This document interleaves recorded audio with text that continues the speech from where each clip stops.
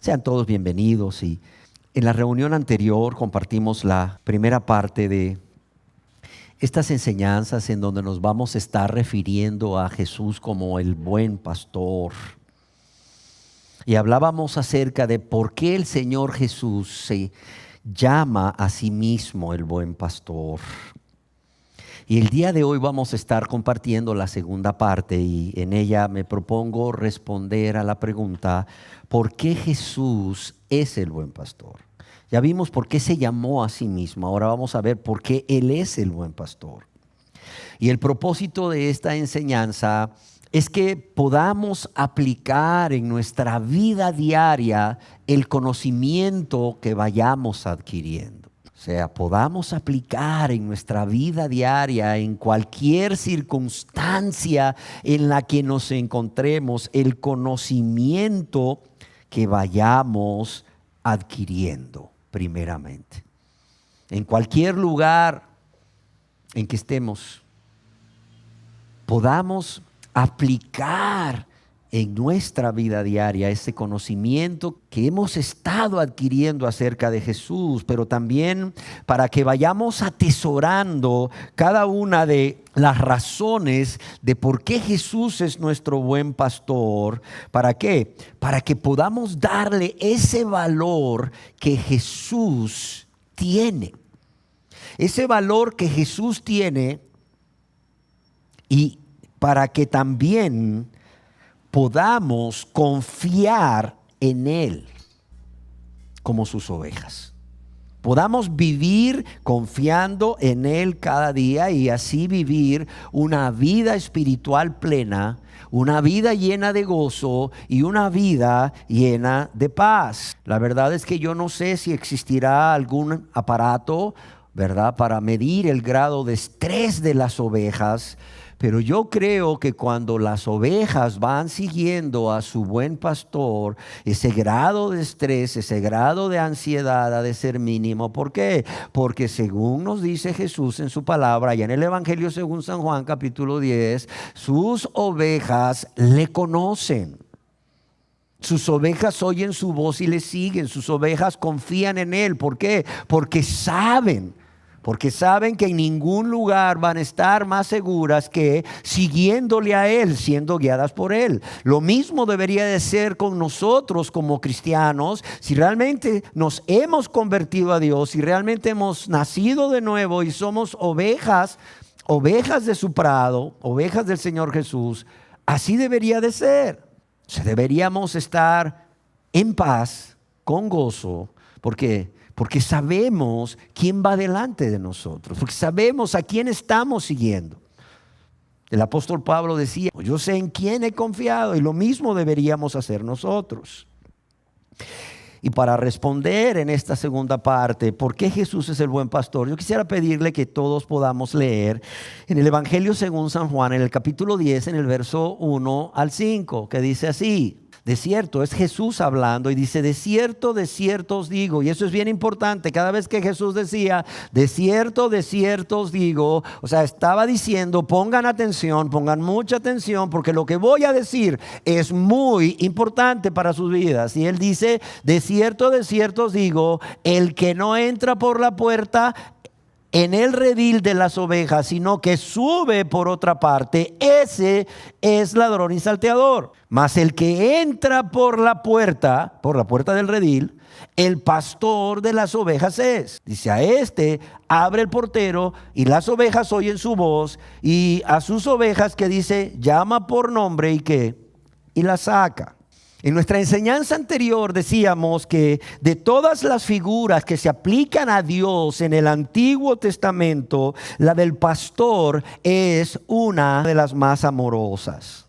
Decíamos que otras figuras pueden ilustrar mejor su gloria, otras figuras pueden ilustrar mejor su majestad, pero ninguna como esta figura del buen pastor expresa la ternura y el cuidado divino en favor de su pueblo, o la ternura y el cuidado divino de Dios en favor de su pueblo.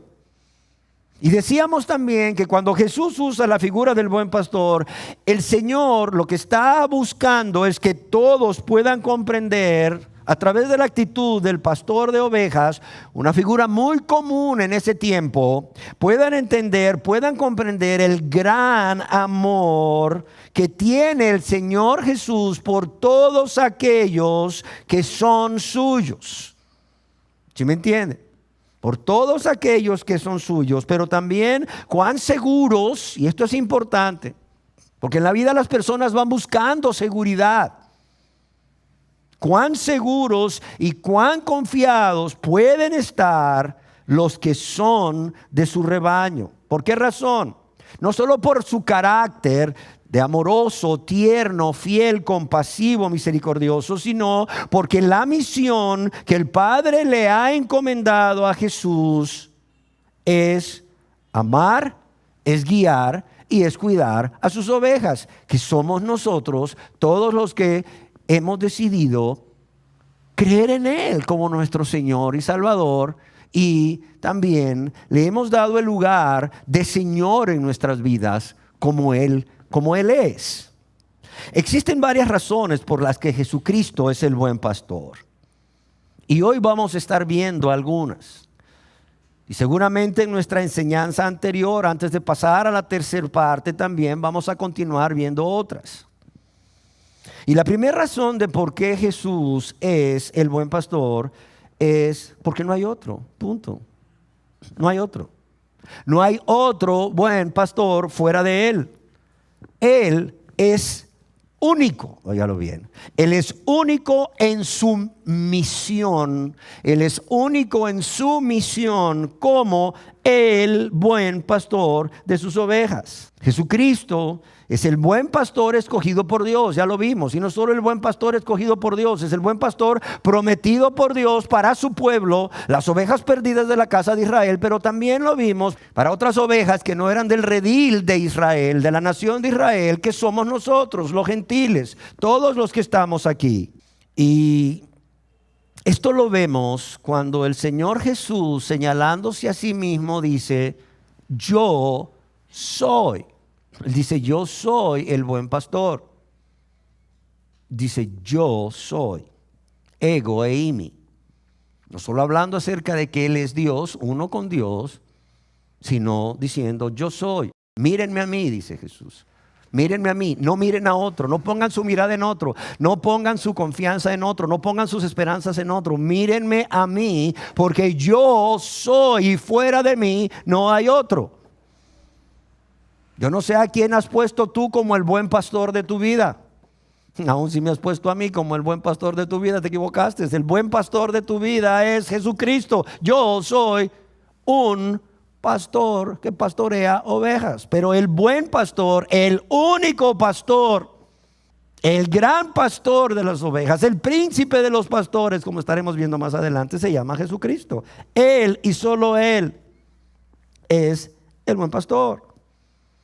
Ahora bien, Él ha dispuesto, por amor a las ovejas, llamar a personas que realmente son parte de su rebaño, son ovejas suyas, porque han nacido de nuevo primeramente, porque se han convertido y porque tienen el carácter de Cristo, porque reflejan el carácter de Cristo, porque reflejan el fruto del Espíritu Santo, por cuanto son llenos del Espíritu Santo y son llenos de sabiduría de Dios. ¿Para qué? Para pastorear el rebaño. Pero ojo, estos pastores, nosotros tenemos que dar cuentas al buen pastor. Y puede ser que el Señor haya llamado a muchos pastores para apacentar a sus ovejas, como hizo con Pedro. ¿Me amas, Pedro, más que esto? Apacienta mis ovejas. Pero solo hay un buen pastor, y ese es Jesucristo. Es importante hacer notar que ni Abraham, el padre del judaísmo, ni Mahoma, el padre del islamismo, ni Buda, el padre del budismo, ni ninguna otra de las personas que han sido elevadas al rango de dioses con D minúscula en las religiones orientales han dicho acerca de sí mismos de manera enfática: yo soy el buen pastor. Sino solamente el Señor Jesús. ¿Realmente tienes necesidad de que alguien te guíe y te conduzca en la vida? Dice Jesús, yo soy el buen pastor. Les decía como en la consejería familiar, o sea, mucha gente dice para el caso, esposas, es que no tengo un marido comprensivo, no tengo un marido que me guíe con amor y con ternura, que me escuche, que me entienda. Bueno, pues quizás estás casada y tu marido no es así. Pero dice Jesús, ok, no lo tienes porque no es convertido, pero conviértete a mí. Yo quiero ser tu buen pastor. Yo soy el buen pastor, el único. O sea, no pongas tus ojos en otro lado, pon los ojos en mí. Hijos que dicen, oiga, mire, es que la verdad ni mi papá ni mi mamá me guían con esa ternura, con ese respeto, con ese cuidado, con esa compasión, con ese amor, con esa paciencia. Bueno, hijos, ¿realmente quieren ser guiados de esa manera? Pues conviértanse a Dios, hagan de Jesús el buen pastor de sus vidas y luego empiecen a orar por sus padres y un día sus padres se van a convertir y un día sus padres van a ser como el buen pastor, porque el buen pastor va a morar en ellos y en ellas, ¿verdad? En su padre y en su madre por medio de su Santo Espíritu y entonces se va a reflejar a través de la vida de sus padres y de sus madres. Y entonces van a encontrar que van a ser pastoreados como el buen pastor los estaba pastoreando antes de que sus padres se convirtieran. Sí está claro. La segunda razón de por qué Jesús es el buen pastor, no solo porque es el único, sino porque es el bueno. Cuando el Señor dice yo soy el buen pastor, Él no está diciendo yo soy un buen pastor, sino que está diciendo el buen pastor. Él está diciendo literalmente, yo soy el bueno. ¿Y qué significa eso? Cuando Él dice yo soy el bueno, significa que Él es único, no solo en su misión, oiga bien. Es único no solo en su misión, sino que es único también en su carácter. El adjetivo en griego kalos que se usa aquí para bueno va más allá de describir el carácter moral del pastor. Si bien es cierto que describe el carácter moral del pastor, pero va más allá de describir ese carácter moral, porque nos habla de una cualidad. ¿Una cualidad de qué? De excelente en primer lugar. O sea, Él no solo es bueno, bondadoso, Él es excelente. Además, no solo es excelente, es sin comparación, es noble, es bello, es el ideal, es digno, es el escogido por Dios. De modo que bueno aplicado aquí al Señor Jesús, o el bueno como el Señor Jesús se lo aplica a sí mismo, no solo significa lo que es bueno interiormente, sino lo que es, además de ello, excelente, sin comparación, digno, pero también bello exteriormente. Él es bello, atractivo exteriormente. Como le llamaría a una persona, es la bondad innata. Alguien escribió, y es que no hay nadie como Él de fiel. ¿Sí me entienden? No hay nadie como Él de fiel. Pero no solamente no hay nadie como Él de experto para pastorearnos, no hay nadie. Pero también no hay nadie como Él de tierno, de amoroso, de compasivo. Y esto es algo que toda persona que ha nacido de nuevo, es decir, que se ha convertido a Dios y que es un verdadero hijo de Dios o una verdadera hija de Dios, debe recordar en todo momento, en todo lugar y en toda circunstancia. ¿Para qué? Para encontrar consuelo, para encontrar gozo, para encontrar paz, para encontrar dirección. ¿Dirección? ¿Ante qué? Ante las circunstancias que se nos presenten cada día. Él es no solamente el único, Él es el bueno. No hay nadie como Él. Y si Jesús es tu buen pastor, yo quiero decirte que estás en las mejores manos. Estamos en las mejores manos. Él es el buen pastor. No tienes que buscar a nadie más. No tienes que buscar a nadie más. Él es tu buen pastor. La tercera razón es porque además de ser el único y el bueno, Él no solo es el buen pastor, ya lo dijimos anteriormente, Él es el gran pastor de las ovejas y el príncipe de los pastores. Por cierto, el único buen pastor y el único gran pastor de las ovejas y el único príncipe de los pastores. Recordemos que en la Biblia no solo el Señor Jesucristo se llama a sí mismo el buen pastor, sino que también es llamado por sus discípulos el gran pastor de las ovejas y el príncipe de los pastores. Y ustedes dirán, ¿qué importancia tiene que el Señor Jesucristo sea el buen pastor, sea el gran pastor de las ovejas y sea el príncipe de los pastores? Mucha.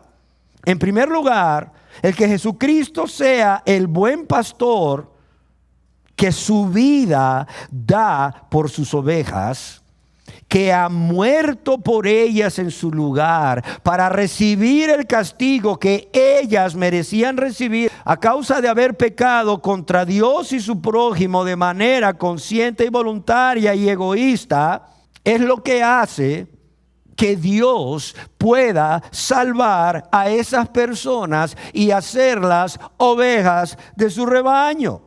El hecho de que Él sea el buen pastor, que dio su vida por sus ovejas, es lo que hace o lo que permite que Dios pueda perdonarnos, salvarnos y hacernos sus ovejas. En segundo lugar, el que como gran pastor de las ovejas haya resucitado de entre los muertos para nuestra redención, eso significa mucho. En el libro de Hebreos se nos dice que Él es el gran pastor de las ovejas, a quien Dios resucitó de entre los muertos para nuestra redención. ¿Y qué importancia tiene que Él haya resucitado de los muertos para ser nuestro gran pastor y para redimirnos? Bueno, veamos qué significa la palabra redimir. La palabra redimir significa comprar, y es un término que se usaba en aquel entonces para referirse al pago para liberar a un esclavo. En aquel entonces la esclavitud era muy común en el mundo conocido. Entonces la palabra redimir significa comprar. Y decíamos, es el término que se usaba para referirse al pago para liberar a un esclavo. Ahora bien, la aplicación de este término redimir, redención, con respecto al Señor Jesús como nuestro gran pastor que nos redimió, es que siendo nosotros esclavos, ¿esclavos de quién? Esclavos de Satanás, esclavos del yo, de nuestro yo, esclavos del pecado, esclavo de los deseos de los ojos, esclavo de los deseos de la carne y de la vanagloria de la vida y del mundo, Dios ha pagado el precio por nuestra libertad, un precio que nosotros no podíamos pagar. Nunca lo hubiésemos podido pagar, pero Dios ha pagado el precio por nuestra libertad. ¿Cómo? Ofreciendo la vida del Señor Jesucristo a cambio de la nuestra. Y esto es impactante. Piénselo. Dios ha pagado el precio por nuestra libertad, ofreciendo la vida de nuestro Señor Jesucristo a cambio de la nuestra. ¿Por qué razón? Óigalo bien.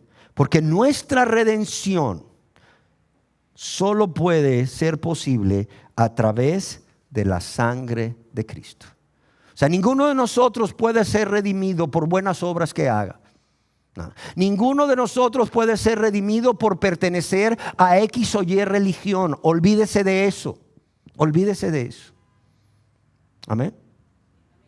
Aún ninguno de nosotros puede ser redimido por hacer la oración del penitente o del pecador o de aceptar a Cristo, ya sea que pase al frente o ahí en su lugar o donde sea. Si no hay una convicción de pecado, si esto no va acompañado de un verdadero arrepentimiento y una fe bíblica en el Señor Jesucristo como su Señor y Salvador. Y digo fe bíblica, ¿por qué? Porque hasta los demonios creen y tiemblan. Pero muchas personas que repiten esta oración de aceptar a Cristo, que dicen creer, ni siquiera tiemblan, o sea, ni siquiera llegan a la fe de los demonios. La fe bíblica es la fe que está basada en un conocimiento bíblico, pero también es una fe que confía, pero también es una fe que obedece.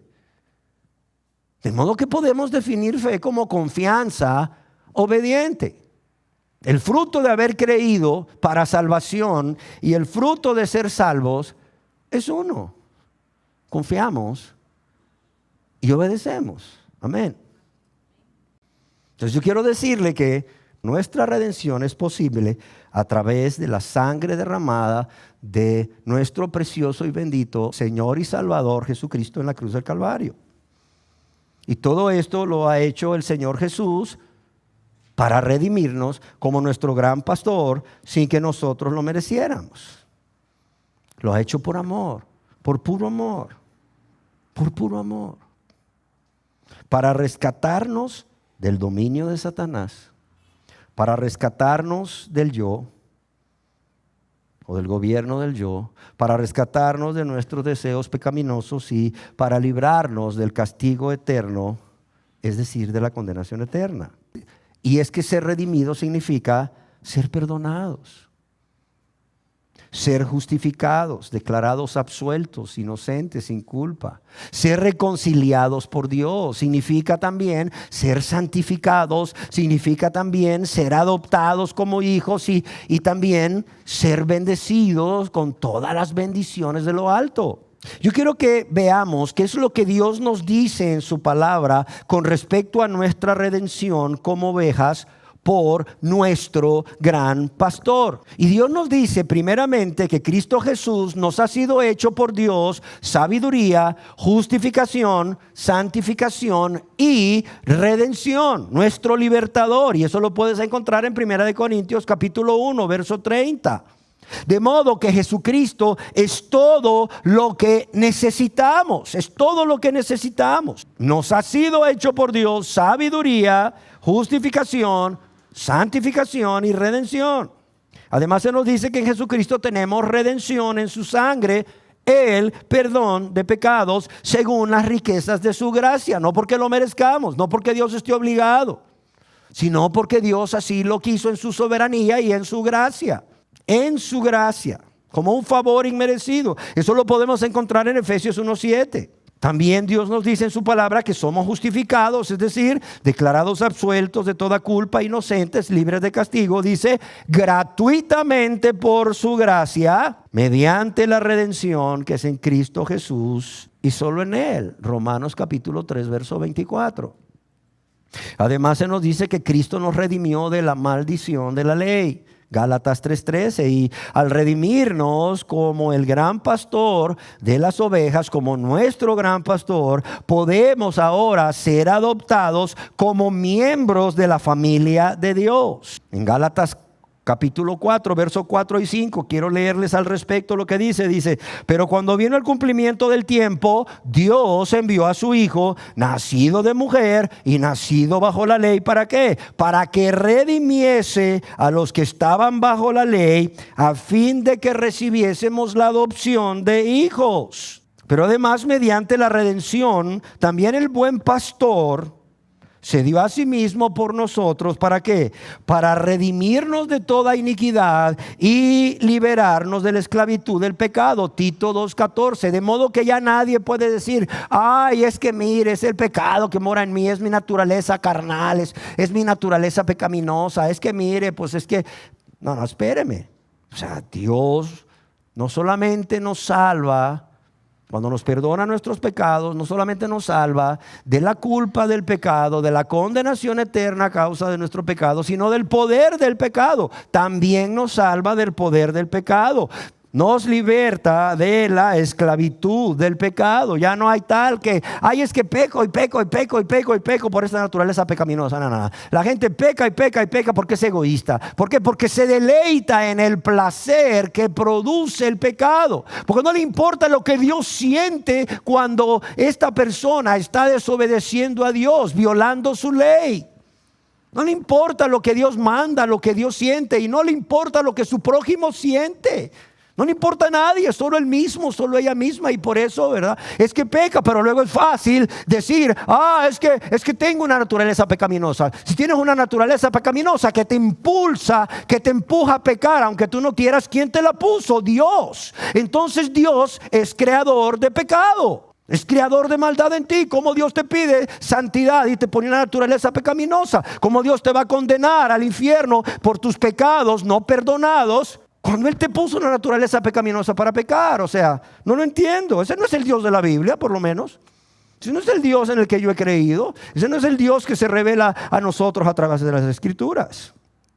El Dios que se revela a nosotros a través de las Escrituras nos dice que Él envió a Jesucristo. ¿Para qué? Para que mediante la redención que es en Cristo Jesús fuésemos no solo redimidos de toda iniquidad, es decir, liberados de toda maldad pasada, sino que también nos da el poder. ¿Para qué? Para vencer la maldad presente, para vencer la tentación en el momento en que somos tentados. No en nuestra fuerza, sino en sus fuerzas.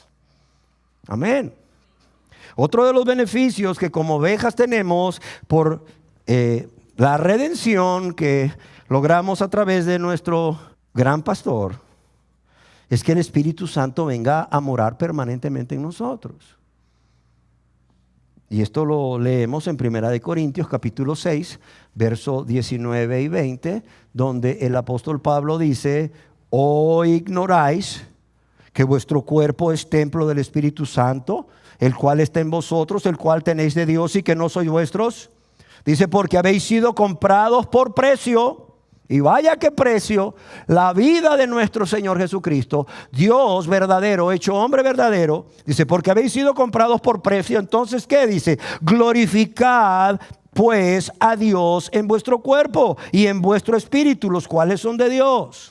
O sea, aquí este hombre nos está diciendo, lleno del Espíritu Santo, que nuestro cuerpo es templo del Espíritu Santo, que Él viene a morar en nosotros cuando somos perdonados, cuando somos redimidos, liberados de la esclavitud del pecado y de Satanás y de todo lo que ya hemos comentado.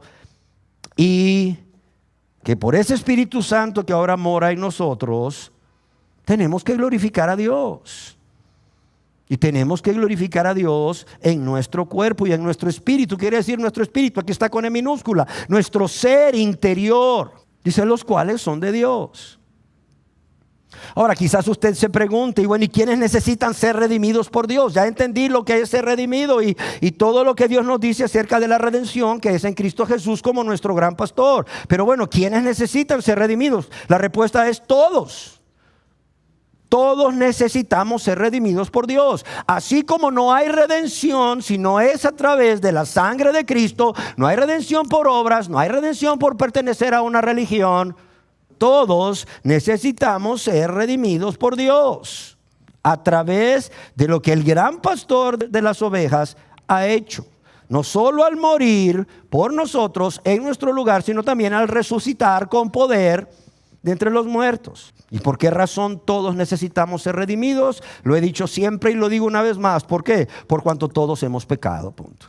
Dios dice su palabra: por cuanto todos pecaron, están destituidos de la gloria de Dios. ¿Sí se entiende? Todos necesitamos ser redimidos por Dios por cuanto todos pecamos contra Dios y contra nuestro prójimo. Llámese padre, madre, esposo, esposa, hijos, amigos, amigas y aún personas desconocidas. Tristemente, todos en esa vida egoísta de rebeldía, de desobediencia a Dios, todos pecamos, todos. No hay justo ni aun uno, no hay quien haga lo bueno antes de convertirse a Dios. Y por esa razón es que todos necesitamos ser redimidos. Gracias a Dios que nuestro gran pastor murió y resucitó. ¿Para qué? Para redimir a todos los que en Él creyesen. Amén. O sea, en su muerte y resurrección hay abundante gracia para perdonarnos a todos. Ahora, ¿eso significa que todos vamos a ser salvos? No. Porque muchos van a decidir no creer, punto. Muchos van a decidir no creer. Pero a todos los que en Él crean, a ellos les va a dar potestad, derecho de ser llamados hijos de Dios. ¿Sí me entienden? Y esta es la condenación, dice el Señor Jesús, que la luz vino al mundo. Pero las personas rechazaron la luz. ¿Por qué? No creyeron en la luz. ¿Por qué? Porque amaron las tinieblas más que la luz. Amén. Pero yo quiero decirles que por cuanto en nuestro gran pastor sobreabundan las bendiciones para sus ovejas, Él no solo las redime, sino que está ahí también como nuestro gran pastor. ¿Para qué? Para cuidar y capacitar a sus ovejas con amor y ternura, dándonos, óigase bien, la gracia y el poder para vivir esa vida agradable a Dios cada día, esa vida que glorifique a Dios cada día en todo lugar y circunstancia. Amén. Ahora bien, ¿qué importancia tiene que Jesús sea el buen pastor? Ya lo vimos. El gran pastor, ya lo vimos. Ahora, ¿qué importancia tiene que Jesús sea el príncipe de los pastores? Bueno, tiene la importancia que un día, oiga bien, cuando nadie lo sabe, solo el Padre lo sabe, un día Él va a venir por segunda vez a esta tierra por sus ovejas. ¿Para qué? Para reunirse con ellas, pero también para darles amplia recompensa. ¿Por qué? Por su amor y fidelidad, pero también por toda lágrima, por toda prueba, por todo sufrimiento que hayamos experimentado aquí en la tierra. ¿Por qué razón? Por mantenernos fieles a su nombre, a su causa, a su palabra, y por amarlo a Él más que a nosotros mismos. Amén. Y es así como en la Biblia vemos al Señor Jesús como el buen pastor en el Salmo 22. También lo vemos como el gran pastor en el Salmo 23. Pero también lo vemos como el príncipe de los pastores en el Salmo 24. Ahora, la cuarta razón de por qué Jesús es nuestro buen pastor es porque es el dueño amoroso de sus ovejas. Jesús nos dice en el Evangelio según San Juan, capítulo 10, verso 3, que a sus ovejas llama por su nombre. Dice que a sus ovejas llama por su nombre. Pero también ahí mismo en el Evangelio según San Juan, en el capítulo 10, en el verso 4, Él nos dice, nos afirma, para que nadie tenga duda, dice, y cuando ha sacado fuera todas las propias, es decir, todas sus ovejas. Y en el Evangelio según San Juan, capítulo 10, verso 14, dice, yo soy el buen pastor y conozco a mis ovejas. Yo soy el buen pastor, dice, y conozco a mis ovejas. O sea, esto nos está hablando de propiedad. Entonces, por eso la cuarta razón de por qué Él es el buen pastor es porque Él es el dueño amoroso de las ovejas. O sea, Él no es el asalariado o la persona que se contrata para cuidar a las ovejas. Él es el dueño de las ovejas. Y a diferencia de muchos pastores en Israel que no eran los dueños de sus ovejas, sino que eran asalariados, es decir, personas a quienes el dueño contrataba para cuidar sus ovejas, y por cierto, a quienes no les importaban las ovejas, razón por la cual eran descuidados y no mostraban diligencia o interés al llevar a cabo su labor, y cuando venían venir al lobo o algún otro depredador como un oso, huían, dejándolas abandonadas, expuestas a ser devoradas. El Señor Jesucristo, como dueño de las ovejas, es aquel a quien las ovejas conocen y oyen y siguen, pero también es el que no solo se preocupa por el cuidado de ellas, llevándolas siempre a buenos pastos, a verdes pastos y junto a aguas de reposo, sino que también se encarga de protegerlas de todos los peligros, pero también de disciplinarlas. Ojo, también se encarga de disciplinarlas cuando se le descarrían. ¿Y por qué las disciplina? Por amor. Porque busca lo mejor para la vida de esas ovejas.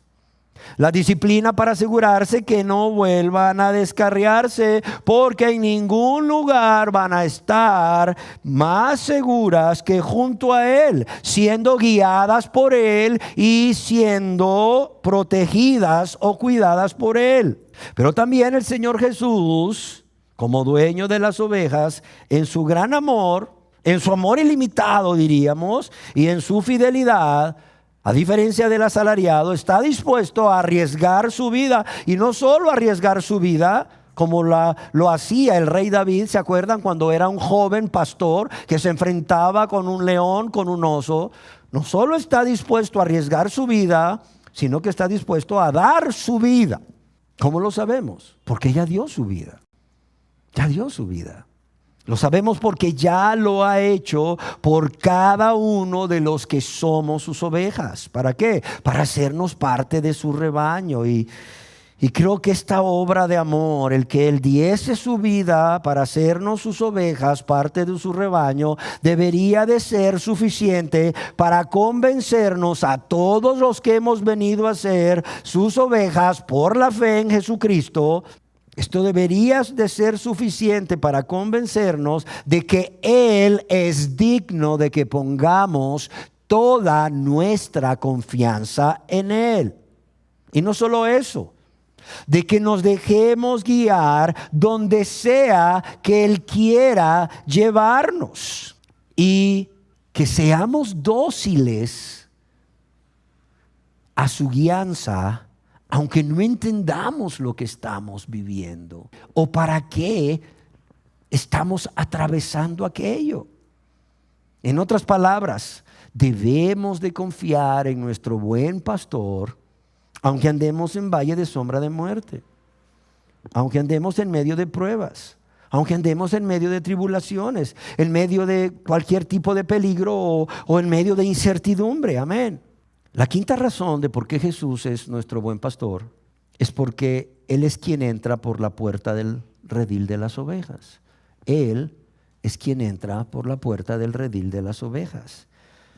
Ahí en el Evangelio según San Juan, capítulo 10, verso 1, el Señor Jesús nos dice: de cierto os digo, el que no entra por la puerta en el redil de las ovejas, sino que sube por otra parte, ese es ladrón y salteador. Dice, más el que entra por la puerta, el pastor de las ovejas es. Dice, más el que entra por la puerta, el pastor de las ovejas es. Yo quiero que recordemos como en nuestra enseñanza anterior hablábamos de que muchos gobernantes y muchos guías espirituales en el pasado, muchos gobernantes y guías espirituales de la nación de Israel en el pasado se habían presentado a la nación judía como que, como los pastores de ella, pero ya vimos cómo el Señor, como Dios, solo tenía reproches y castigo para ellos.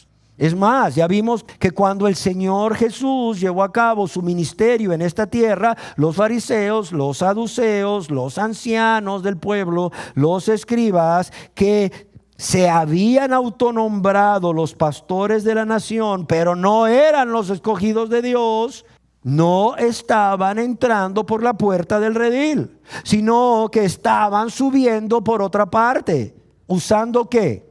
Usando la fuerza para mantenerlos dentro del redil, usando las amenazas. El que crea que Jesús es el Mesías es expulsado de la sinagoga, ¿sí o no? Usando de la manipulación y usando de la mentira. Y estos falsos pastores no solo hicieron todo lo posible para alejar a las ovejas perdidas de la casa de Israel del Mesías, del Salvador, de Jesucristo, sino que también vemos cómo persiguieron a aquellos que se convirtieron en discípulos del Señor Jesús, que vinieron a ser sus ovejas, y no satisfechos con ello, vemos también cómo estos falsos pastores finalmente acabarían con la vida del buen pastor, el Mesías, Jesucristo.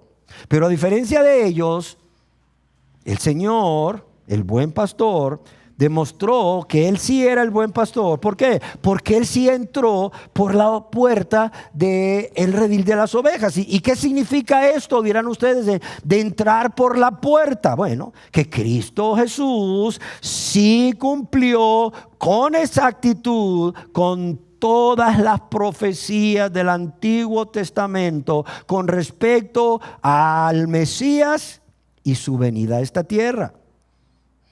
Y quiero decirles que algunos de los estudiosos de la Biblia han contado más de 300 profecías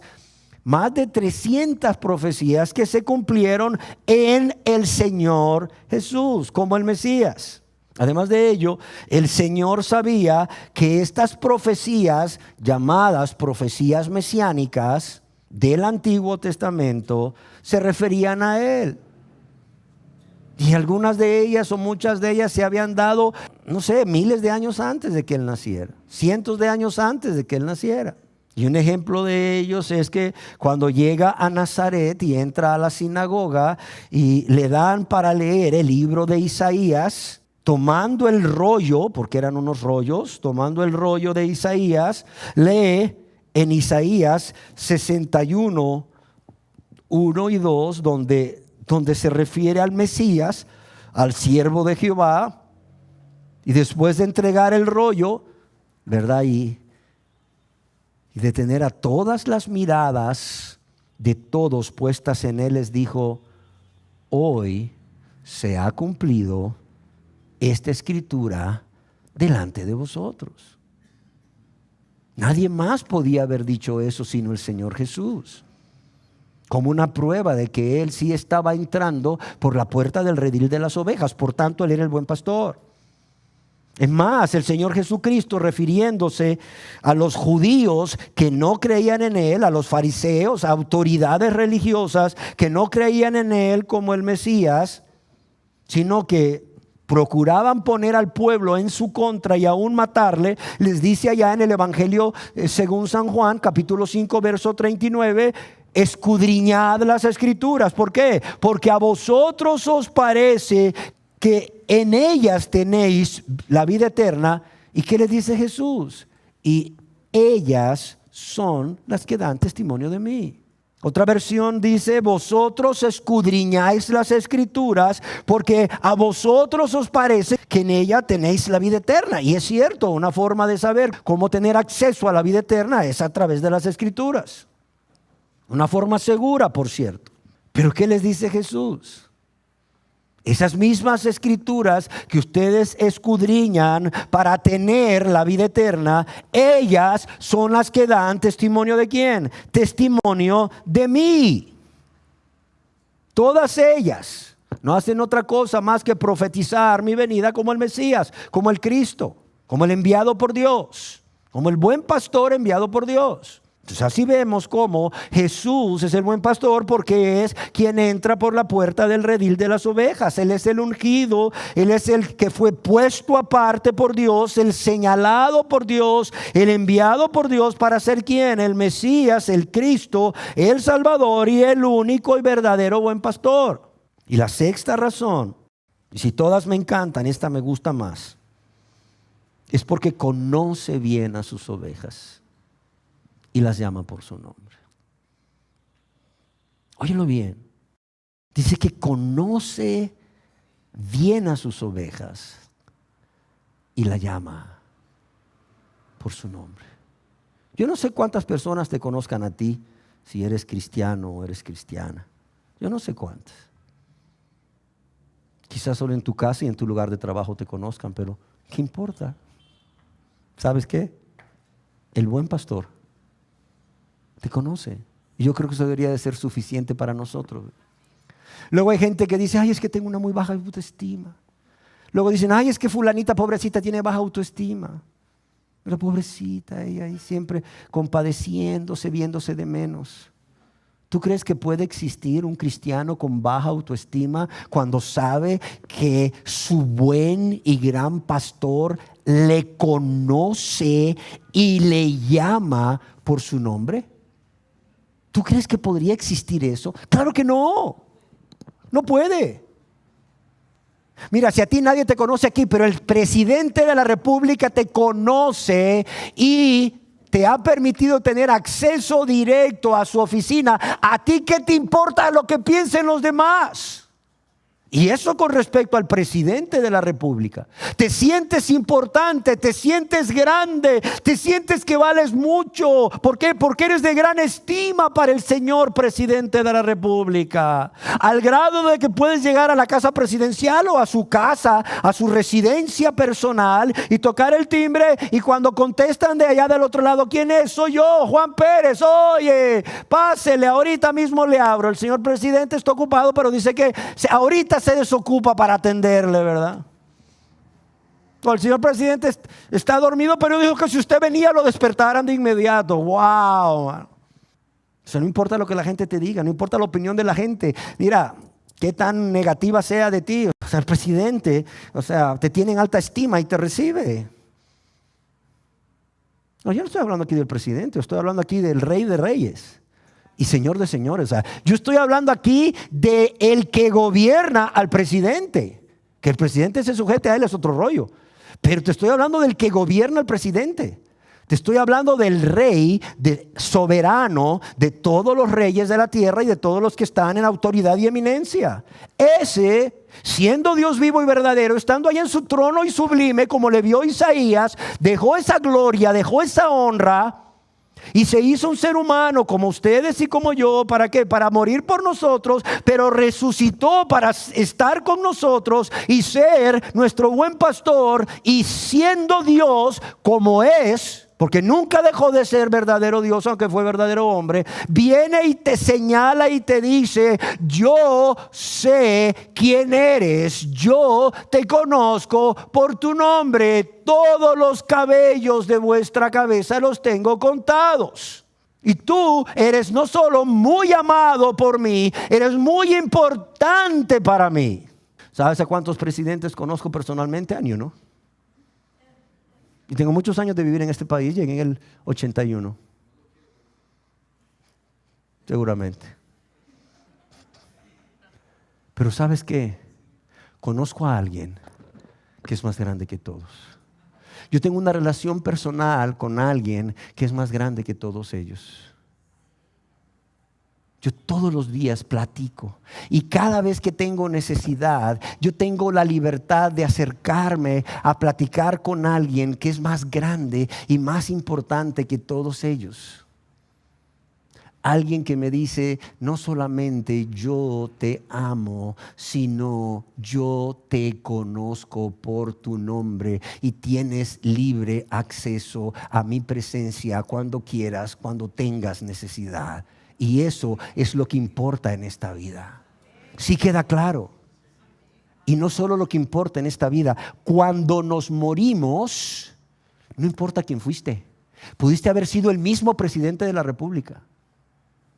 Cuando nos morimos, si no tomamos la decisión más importante de todas en nuestra vida, como es entregar nuestra vida a Cristo para que Él la lave y la limpie de todos nuestros pecados con su sangre y venga a ser el Señor y Salvador de nuestras vidas, ¿de qué importa haber sido el presidente o el íntimo del presidente o la esposa del presidente o el hijo del presidente? ¿De qué sirve? Cuando te mueres, todo eso deja de tener importancia. La única cosa que tiene importancia es quién eres delante de Dios. ¿Eres su hijo? ¿Eres su hija? ¿O no eres su hijo? ¿O no eres su hija? Punto. Porque eso va a definir tu destino eterno. ¿Eres su hijo? ¿Eres su hija? ¿Eres su oveja?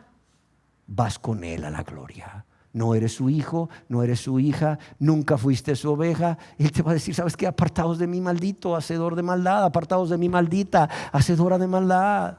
No sé si me explico. O sea, qué importancia es saber que Él conoce bien a sus ovejas y las llama por su nombre. Y para que no quede ninguna duda, en el Evangelio según San Juan, anótalo si quieres, capítulo 10, verso 14, el Señor afirma, dice: yo soy el buen pastor. Juan 10, 14, yo soy el buen pastor y ¿qué? Y conozco, dice, a mis ovejas. Y aquí la palabra conozco está hablando de una relación íntima. No es cuestión de que lo conozco porque lo vi en el periódico, lo conozco porque lo vi en el noticiero, lo conozco porque lo vi pasar de largo un día, nada. Dice una relación íntima, producto de esa comunión diaria. Amén. Es el conozco de la esposa que cuando ve llegar al marido dice: algo le pasa. Y le dice: amor, ¿cómo estás? Bien. ¿Seguro? Sí. ¿Usted cree que me chupo el dedo? No, a vos te pasa algo.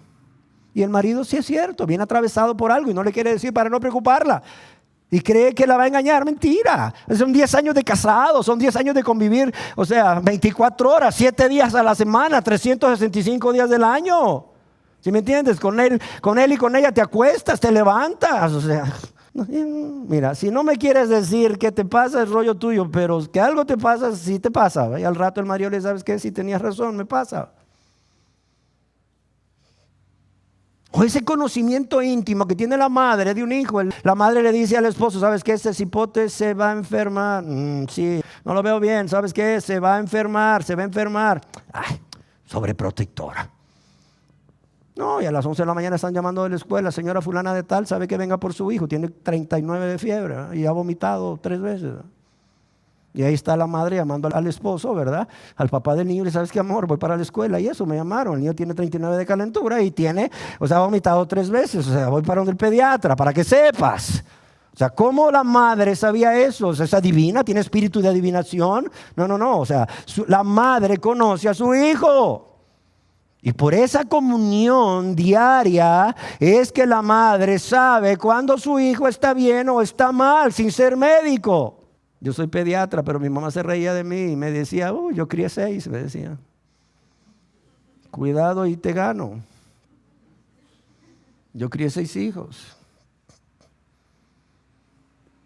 ¿Sí me entienden? Un conocimiento íntimo, vivencial. Cuando Jesús dice, yo soy el buen pastor y conozco a mis ovejas, está diciendo, yo tengo una relación de intimidad con ellas y por eso las conozco y por eso ellas me conocen a mí. Y en Juan 10, verso 3, ya nos había dicho al respecto, a sus ovejas llama por su nombre.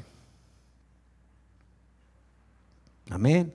Ahora yo quiero recalcar que esta comunión diaria entre el buen pastor y sus ovejas, entre Cristo y su pueblo, es una unión que solo pueden experimentar aquellas personas que realmente han nacido de nuevo a través de ¿qué? De un verdadero arrepentimiento y una sincera confesión de pecados a Dios y una sincera súplica de perdón a Dios o una súplica de perdón a Dios de corazón por todos los pecados cometidos contra Él y aquellas personas que son su prójimo. Pero también son personas que además de arrepentirse y confesar sus pecados y suplicar perdón, han confiado en el Señor Jesús como su único y suficiente Salvador de sus vidas. Y amados, por cierto, es este conocimiento mutuo lo que hace que la oveja confíe en el Señor. Y yo debo decirles que cuánto consuelo debe darnos a nosotros como ovejas el que Jesús, como nuestro buen pastor, conozca a todos los creyentes. Él sabe cuáles son sus nombres, Él sabe dónde viven, Él sabe qué circunstancias le rodean, Él sabe qué sentimientos les agitan, qué sufrimientos los afligen. Él conoce sus pensamientos, sus deseos, Él conoce sus motivaciones, es decir, las intenciones de su corazón más profundos. Él conoce sus dudas y conoce sus pruebas y sus tentaciones. Y cuando algo que no te agrada te agarra desprevenido, no creas que es que Dios se descuidó, que el buen pastor se descuidó. No, es que Él lo está permitiendo por amor, para enseñarnos algo que no hubiéramos aprendido si no hubiese sido así. El rey David expresó este asombro por el conocimiento que Dios tiene por cada uno de sus ovejas en el Salmo 139, verso 1 y 6. Y yo quisiera que lo leyéramos todos juntos, para que veas el grado de conocimiento que tiene el buen pastor por sus ovejas. Y David lo sabía, porque él estaba seguro de que Dios tenía ese grado de conocimiento por él. Dice, oh Jehová, tú me has examinado y conocido. Miren lo que dice, tú has conocido mi sentarme y mi levantarme. Has entendido desde lejos mis pensamientos. Has escudriñado mi andar y mi reposo. Y todos mis caminos, dice, te son conocidos. Todos mis caminos te son conocidos. Pues aún no está la palabra en mi lengua. ¿Y qué? He aquí, oh Jehová, tú la sabes toda. Detrás y delante me rodeaste. Y sobre mí pusiste su mano. Dice, tal conocimiento es demasiado maravilloso para mí. Alto es. No lo puedo comprender. Y como alguien escribió, la realidad es que un conocimiento así podría resultar aterrador para muchos. Pues ante la mirada penetrante del omnisciente, ¿quién podrá mantenerse tranquilo? ya que esa mirada discierne todo lo que es pecaminoso en los pensamientos, en los sentimientos, en los deseos y en las intenciones del corazón, pero también en la conducta de cada ser humano. Otro escritor bíblico se hacía la misma reflexión que David y en el Salmo 133 escribió al respecto: Dios, si mirares a los pecados, ¿quién, oh Señor, podrá mantenerse? ¿Quién podrá mantenerse delante de tu presencia? Sin embargo, vemos que cuando el rey David escribió este salmo, vio en este conocimiento de Dios no un motivo de temor, no una razón para alejarse de Él, sino por el contrario, un motivo para admirarlo. Un motivo para admirarlo de manera reverente, como si exclamase: Dios, ¿cómo es esto posible? ¿Cómo es esto que tú me conozcas tanto, tanto, tanto? Claro, es que Él nos conoce porque Él nos creó, ¿sí o no? Dice, tú me formaste en el vientre de mi madre, me encanta. Tu embrión, dice, vieron mis ojos, dice. ¿Sí o no? Pero también Él nos conoce porque un día tristemente nos vio darle la espalda y descarriarnos como ovejas y apartarnos por nuestro camino, ¿sí o no? Y Él nos vio y le dolió seguramente. Pero también Él nos conoce porque un día, así como nos vio irnos, nos vio venir. Nos vio venir con un corazón contrito y humillado, ¿sí o no?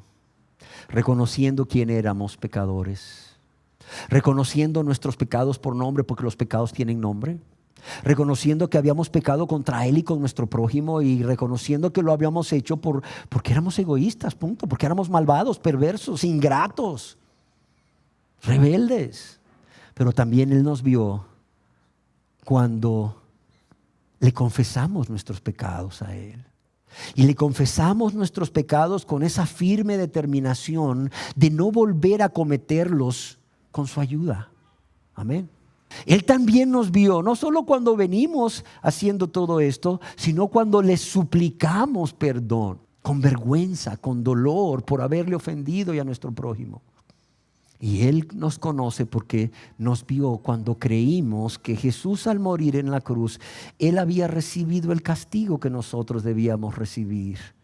Él había pagado la deuda que nosotros teníamos con Dios por haber pecado tanto, tanto contra Dios, que por cierto no podíamos pagar. Y nos vio en todas estas facetas de nuestra vida y por eso nos conoce. ¿Sí me entienden?